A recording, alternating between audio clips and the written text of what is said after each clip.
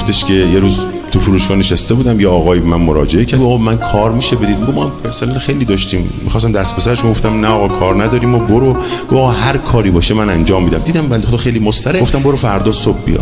اومدم از در مغازه بیرون دیدم کنار دیوار واسه گریه می‌کنم. چرا گریه می‌کنی؟ گفت آقا من شغل دادید. گفتم کار بالاخره پیدا میشه یعنی چی؟ گفت نه آقا من 3 ماه بیکارم، زندگیم از بین رفته، بیچاره شدم. گفتم چرا؟ سر سفره غذا نشسته بودیم، دخترم داشت غذا می‌خورد، یه به پشت برگشت، افتادنش همین لال شدن و فلج شدن از گردنش همین، خونه، ماشین، از کارم زدم، از زندگیم همه چیز. بچه رو دکتر دعوا کردم، فایده نداشت. هر کی کردم نشد. گفتن آقا یه دکتر خیلی حاضر تو مشهد دست ببریش مشهد. گفت غروب رسیدیم ما مشهد، جا برای استراحت نشیم، جا برای چرخیدیم آقا جایی مثلا پارکی جایی میتونیم استراحت کنیم. تو این پرسجوها گفتن آقا اینجا حرم علی ابن موسی رضا است، میتونین تو حرم اینجا بخواب. ما نمیشناختیم که شیعه نبودیم اصلا. گفت وارد شیم، عجب صحن و سرای چقدر زیبا، مردم میرن میان.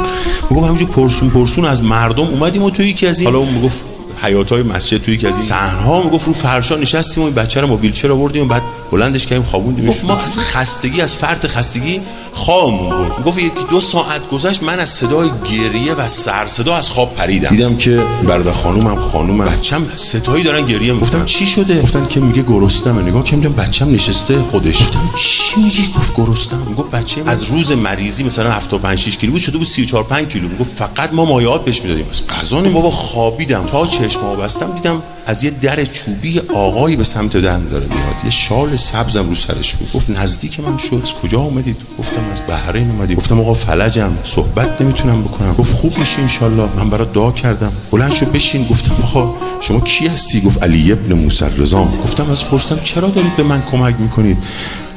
گفت شما به خونه من پناه آوردید، مهمان من هستید. یا امام رضا برات فرق نمیکنه کی وارد حرمت بشه؟ گفت آقا ما اصلا شما رو نمیشناسیم. گفت باشه من که شما رو میشناسم.